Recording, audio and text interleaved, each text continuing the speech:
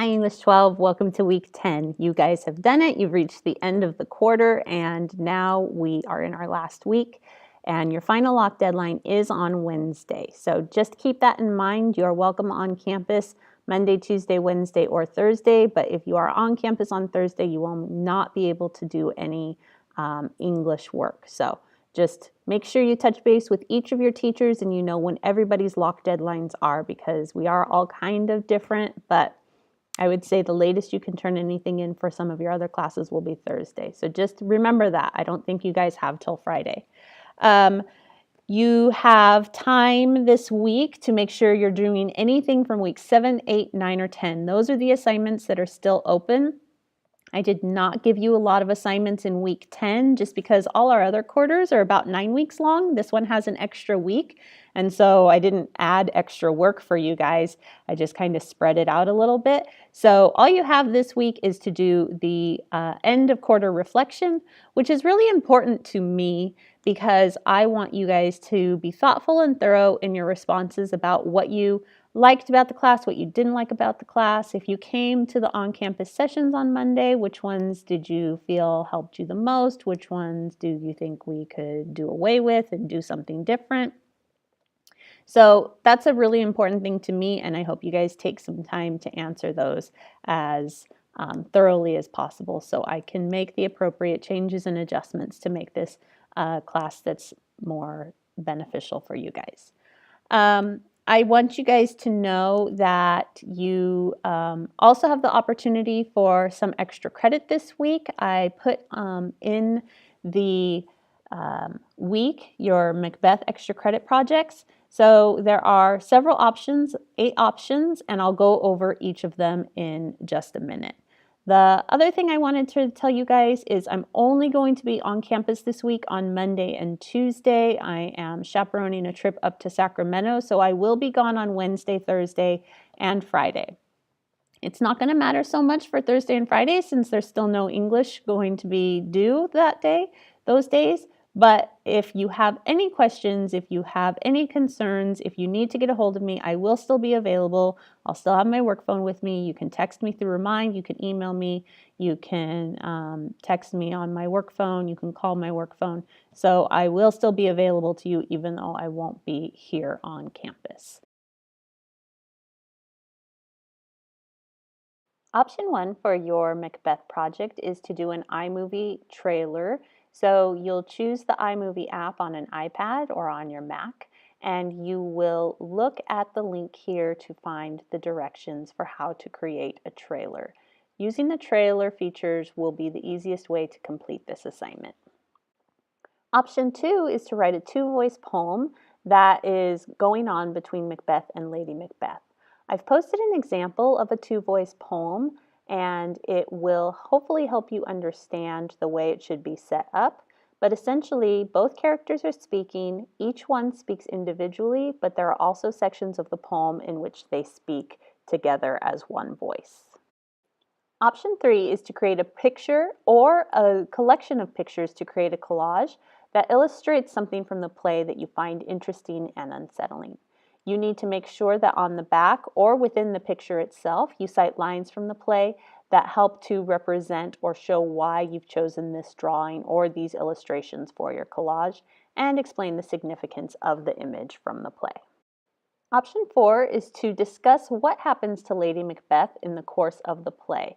How is she in Act 1? How do her thoughts and feelings change throughout the various acts? And ultimately, by Act 5, what happens to her? Talk about why she changes and how that change or what that change has to do with the ambition that she and her husband have. Number 5 will have you put your filmmaking skills to the test.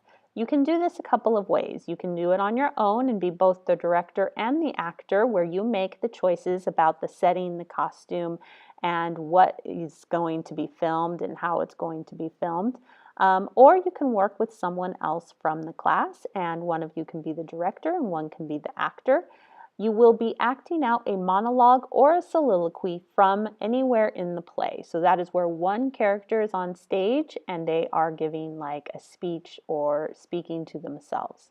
You must be mindful if you are the actor about how you speak, what your tone is, what your tone implies, and the gestures that you use so that they show how the character is feeling. You can submit your recording to me through Canvas. Option 6 is to select 3 quotes from the play. You will kind of analyze those quotes. You will tell me who said it, who they were speaking to, what were the circumstances under which they were speaking, and why is that quote important to the events that are currently happening. After you've kind of analyzed all 3 quotes, then you're going to figure out which one is most important to the continuation of the play. It helps to create the mood, it helps to develop a character or show how that character is changing, and then you're going to write a paragraph explaining why you think that that one quote is the most important to the story Macbeth. Option 7 is to prepare a cover letter as if you were Macbeth, or you can choose any other character from the story that you think would want to apply to be king. That could be Malcolm or Donalbain, or it could be Macduff, for instance, maybe Banquo. And you are going to write a cover letter as if they're applying for that job. So in your mind, and many of the questions ask you about what is necessary in order to be a successful king, you need to portray that in the letter, how your character can exemplify these traits to make them a successful king and show that they can be a good fit for this position.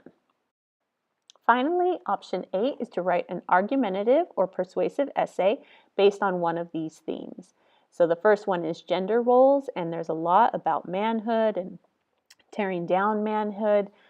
So you can talk about that from the play and what you think it takes to be a good man and how those views of what a current man should be are like or unlike those views expressed in the play. The second option is fate, and you will talk about Shakespeare's attitude towards fate and whether you feel Macbeth had any choice in his actions or if everything is predetermined based on what the witches said and how the events unfolded. And finally, you can write an essay on ambition. What is Shakespeare trying to say about ambition and its role in a person's leadership? Who do you think the best leader in the play was? And what made that character a successful leader? You need to make sure with all of these that you pull in quotes and examples from the text, and your essay should be at least 1 page long. I hope that you guys make sure you see your homeroom teachers as soon as you come to campus on Monday morning, and you get your plan paper, you meet with me, you meet with all your teachers to make an appropriate plan for this week with everything kind of laid out about when it's all locking, and so you know what to focus on, when to focus on, and how much energy to focus on it. I wanted to share a quick letter with you that I wrote to you guys, and then you guys will be off and hopefully doing your work. I just wanted to share some quick thoughts on how important you are to me and what I do in my day-to-day activities in life. So I wrote this for you. Dear students, I appreciate all that I learn from each of you on a daily basis. You teach me that the world is a far bigger place than what I am familiar with. You teach me to have more patience, not only with students, but also with myself. You teach me the importance of compassion. You teach me that life circumstances can create hurdles, but not unbreakable walls. You teach me the need for clear communication so that you can have the greatest chance for success. I do not teach because I need you to understand what a noun is or how to uncover the theme of a story. You have Google for that. I teach because you need to know that there are people in your life that care about you and you have someone in your corner.